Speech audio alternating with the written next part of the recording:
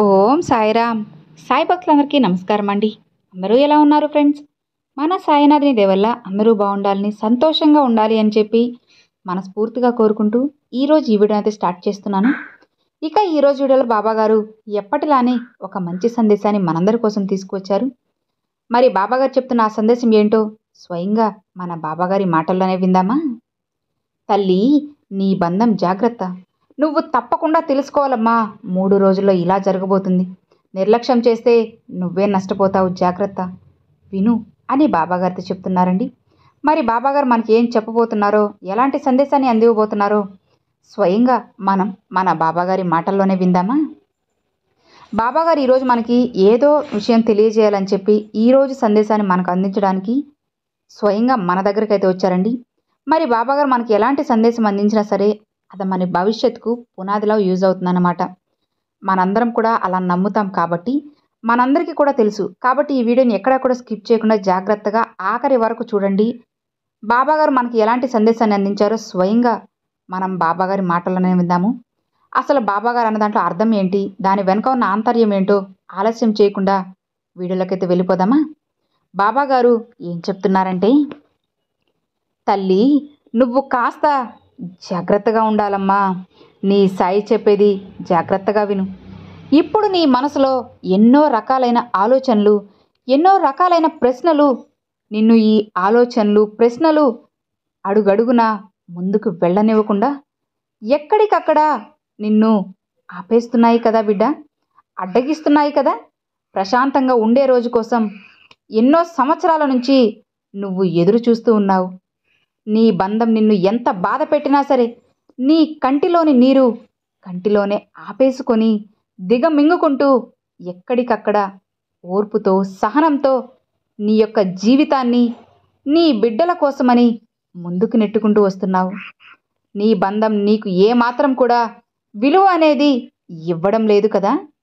నిన్ను ఏ విషయంలోనూ కూడా సంప్రదించకుండా ఎప్పటికప్పుడు నిన్ను నిర్లక్ష్యం చేస్తూ తాను చేసే పనులు తాను చేసుకుంటూ వెళ్తున్నారు. ఇదే కదా నీ బాధ. నీకు మాత్రం నలుగురు ఎదురుగా విలువను అనేది ఇవ్వకుండా నిన్ను చిన్నబుచ్చేలా చేస్తూ ఉన్నారు. అయినా కూడా ప్రతి దానికి నువ్వు సర్దుకుపోతూనే వస్తున్నావు. నీ బిడ్డల కోసమే కదా. ఎప్పుడైనా సరే బిడ్డ, ఒక్క విషయం జాగ్రత్తగా విను. ఇప్పటికే నీకు ఇది చాలాసార్లు చెప్పాను. ఈ జీవితం కేవలం ఒకరి కోసం నువ్వు జన్మించింది కాదమ్మా. ఒకరి కోసం నువ్వు బాధపడాల్సిన అవసరం లేదు. ఒకరి కోసం నువ్వు బ్రతకడం కాదు. ఒకరి యొక్క సంతోషం కోసం నీ యొక్క ఆనందాన్ని చంపుకోవడం అస్సలే కాదమ్మా. ఒకరి యొక్క ఎదుగుదల కోసం నువ్వు కింద పడిపోవడం కాదు. ఎవరినో నువ్వు మెప్పించడం కోసం జీవించడం కాదు బిడ్డ. నిన్ను నువ్వు తక్కువ చేసుకోవడం అస్సలు అవసరం లేదు. వారి అవసరాలు అనేటివి నువ్వు తీర్చడం కోసం నీ అవసరాలను నువ్వు మానుకోనవసరం లేదమ్మా. ఒకరు ఏదైనా అనుకుంటారేమో అని నువ్వు ఏదైనా సరే మాట అనేది వస్తుందేమో అని ఆలోచించి ఎక్కడికక్కడ నీ ఎదుగుదలను, నీ పురోగతిని నువ్వు పూర్తిగా ఆపేసుకొని నిన్ను నువ్వు తక్కువగా చేసుకుని చూసుకుంటూ నలుగురు ఎదుట కూడా తక్కువగా అవుతున్నావు. ఎందుకు తల్లి అందరిలో చులకనైపోతున్నావు? ఎప్పుడైనా కానీ బిడ్డ, ఈ జన్మ కేవలం నీకోసం మాత్రమేనమ్మా నువ్వు పుట్టింది. ఎన్నెన్నో జన్మల అదృష్టం ఉంటేనే ఒక మనిషి మానవ రూపాన్ని ఎత్తగలరు. ఈ విషయం మర్చిపోవద్దు బిడ్డ.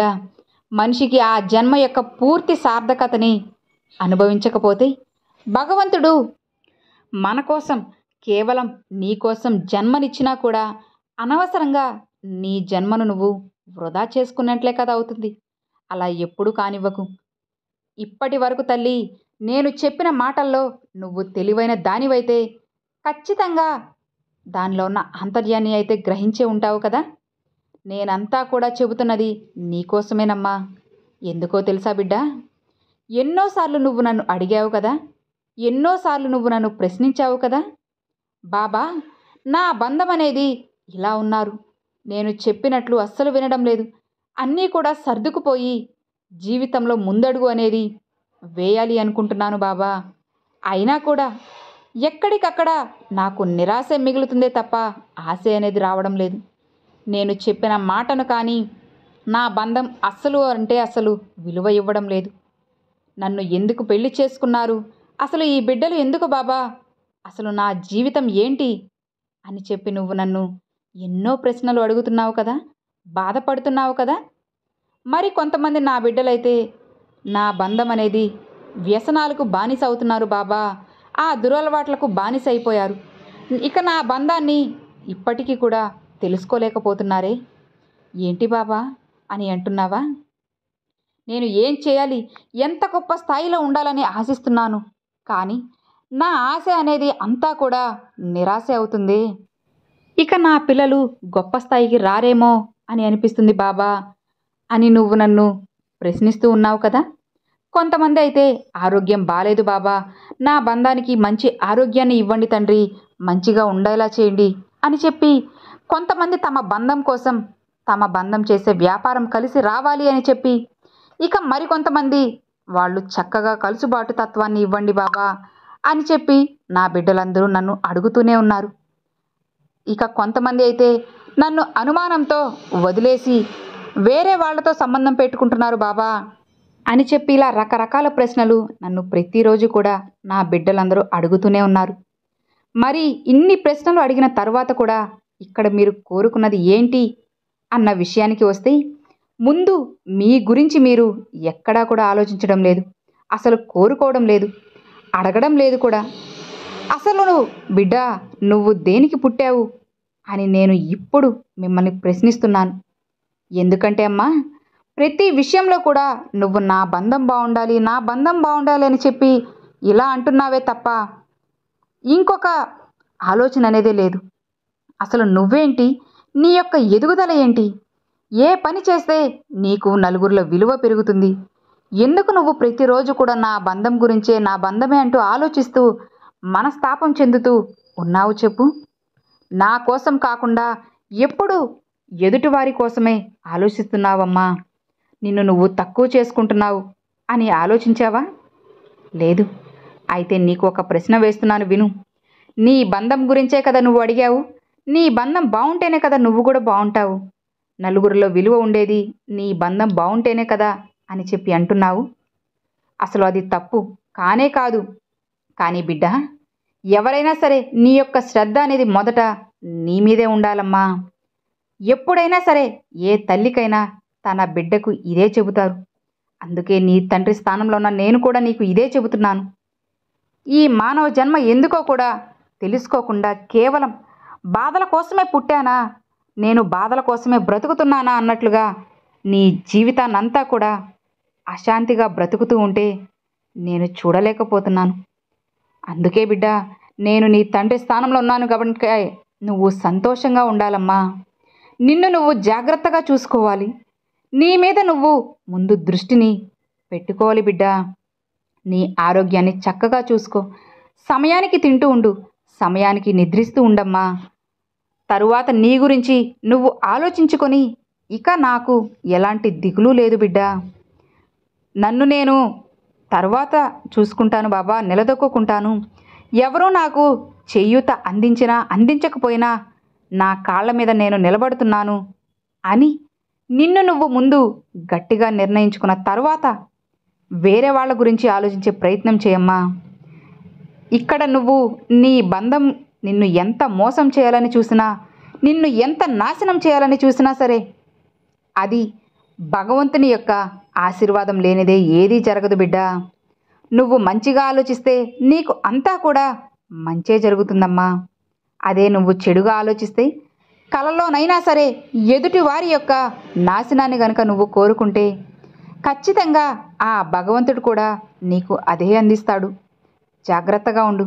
కాబట్టి ఇక్కడ మొదట నిన్ను నువ్వు శ్రద్ధగా చూసుకో. నువ్వు చక్కగా నీ జీవితాన్ని మార్చుకో, నీ గురించి నువ్వు ఆలోచించుకో. తరువాత నీ బిడ్డల గురించి ఆలోచించమ్మా. ఆ తరువాత నీ బంధం గురించి ఆలోచించుకో. ఈ విషయమే నీకు నేను పదే పదే చెబుతున్నాను. ఆలోచనలతో మానసికంగా అస్సలు కృంగిపోవద్దు బిడ్డ. ఒక్కసారి నిన్ను నువ్వు అద్దంలో చూసుకో. నీ కళ్ళను నువ్వే కళ్ళారా చూసుకొని ఒక్కసారి ఆలోచించు. నువ్వు ఎంత కోల్పోయినట్లుగా, అసలు జీవితం అంతా కూడా ఏదో కోల్పోయినట్లుగా నీకు అనిపిస్తుంది. ఎందుకు బ్రతుకుతున్నామా అని నీకు నువ్వు అనుకునేలా ఉంది కదా. అలానే బిడ్డ, నీ యొక్క ముఖస్థితి అనేది ఇలానే ఉంది కదా. ఇప్పటికైనా తెలుసుకోమ్మా. కనీసం నేను చెప్పిన దాని గురించి నువ్వు ఒక 3 రోజులు ఆలోచించి చూడు బిడ్డ. ఈ 3 రోజులు నువ్వు జాగ్రత్తగా ఆలోచించుకొని నీకు నువ్వు నిర్ణయాన్ని తీసుకో. అసలు జీవితం అంటే ఏంటో నీకు స్పష్టంగా పూర్తిగా తెలుస్తుంది. నీ బంధం కానీ నీ యొక్క పిల్లలు కానీ మధ్యలో వచ్చినా వాళ్ళే కదా. నీ యొక్క పిల్లల గురించి పూర్తిగా బాధ్యత అనేది నీ మీదే ఉంటుంది. ఎందుకంటే బిడ్డ, ఆ యొక్క తల్లిదండ్రులను చూసుకునే బిడ్డలు భూమి మీద అడుగు పెడతారు. మీరు కన్నందుకు మంచి చెడులు చూడాల్సిన బాధ్యత పూర్తిగా మీ మీదే ఉంటుంది. కాబట్టి ఒకరు నిర్లక్ష్య ధోరణి చేస్తున్నారు అని నిన్ను కూడా నిర్లక్ష్యం చేయమని నేను చెప్పడం లేదు. కానీ వారికంటూ కూడా సపరేట్గా తెలివితేటలు నేర్పించిన తరువాత నిన్ను నువ్వు చూసుకోవడం కూడా నీకు ముఖ్యమే కదమ్మా. ఒక తండ్రిగా నా బిడ్డ బాగుండాలని నేను ఆలోచిస్తున్నాను. ఒక్కసారి ఇలా ఆలోచించి చూడు. అనవసరమైన విషయాల గురించి ఆలోచించి ఆరోగ్యాన్ని పాడు చేసుకోవద్దు. నీ బాబా చెప్పేది ఏంటో ఒక్కసారి ఆలోచించమ్మా. నీ బంధంలో వీలైనంత త్వరగా నేను మార్పుని తీసుకువస్తున్నాను. అలానే నీ పిల్లల భవిష్యత్తు కూడా నేను మంచిగా చూస్తున్నాను. నీ సాయి చెప్పింది అర్థమైంది కదా. శ్రద్ధగా ఆలోచించావు అంటే సరైన సమాధానం దొరుకుతుంది. ఇక ప్రశాంతంగా ఉండు అని బాబాగారితో చెప్తున్నారండి. సో చూశారు కదండి, ఈరోజు బాబాగారు మనందరికీ చాలా చక్కని సందేశాన్ని తీసుకొచ్చారు. మరి ఈరోజు బాబాగారు పంపించిన ఈ మంచి సందేశం మీ అందరికీ ఎంతో బాగా నచ్చింది అని అనుకుంటున్నాను.